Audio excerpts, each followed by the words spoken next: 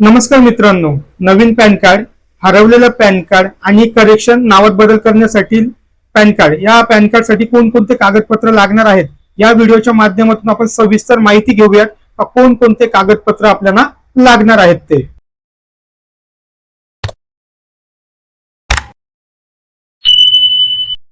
नवीन pan card जर आपल्याला काढायचं असेल तर आपल्याला आधार कार्ड लागेल, आधार कार्ड सोबत आपले फोटो लागतील, मोबाईल नंबर लागेल आणि ईमेल आयडी लागेल।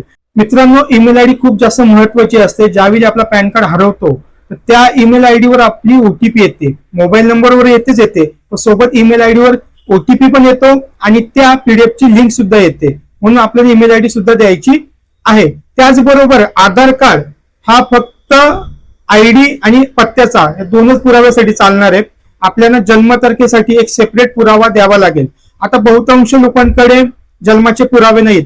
आता जन्माचा पुरावा देता वेळेस आपल्याला आपलं 10वीचं बोर्ड सर्टिफिकेट असेल तर 10वीचं बोर्ड सर्टिफिकेट, 10वीचं बोर्ड सर्टिफिकेट जर नसेल तर जन्माचा दाखला द्यायचे आणि बऱ्याचशा लोकांकडे हे दोन्ही डॉक्युमेंट नाहीयेत। तर अशा परिस्थितीमध्ये आपण काय करू शकतो, तर मित्रांनो ही ऍफिडेव्हिट आहे। ही ऍफिडेव्हिट पूर्णपणे व्यवस्थित भरायची, त्याच्यावर आपला फोटो लावायचा, तहसीलला जाऊन स्टॅम्प मारायचं। पॅन कार्डच्या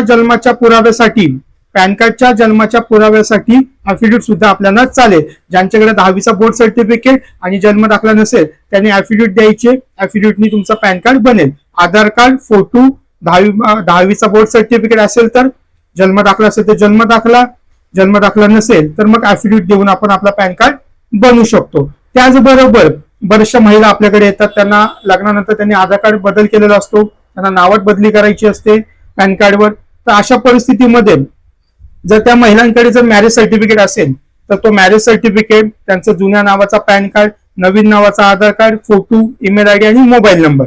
आणि काही महिलांकडे मॅरेज सर्टिफिकेट नसतो, तर अशा परिस्थितीमध्ये त्यांनी जर गॅजेट बनवला असेल तर तो गॅजेट सोबत ही ऍफिडेव्हिट देऊन सुद्धा त्यांचा पॅन कार्ड बनून जाईल। आणि भरपूर लोकांचे पॅन कार्ड हरवलेत, तर अशा परिस्थितीमध्ये कागदपत्र सेमच लागणार आहेत आपल्याला, आधार कार्ड, जन्माचा पुरावा, फोटो, आणि त्यासाठी आपल्याला जुना पॅन कार्डची जर झेरॉक्स असेल तर जुन्या पॅन कार्डची झेरॉक्स, आणि जुन्या पॅन कार्डची जर झेरॉक्स नसेल तर पॅन नंबर सुद्धा आपण त्याच्यामध्ये टाकू शकतो। मित्रांनो, याविषयी जर तुम्हाला कुठली अडचण येत असेल, काही प्रॉब्लेम असतील तर कमेंट बॉक्स मध्ये मला नक्की सांगा, मी 100% तुम्हाला कमेंट बॉक्स मध्ये याचा रिप्लाय देईल। मित्रांनो, अशाच नवनवीन माहिती जर तुम्हाला हव्या असतील तर आपल्या युट्यूब चॅनलला सबस्क्राईब करा आणि या व्हिडिओला शेअर करा। धन्यवाद।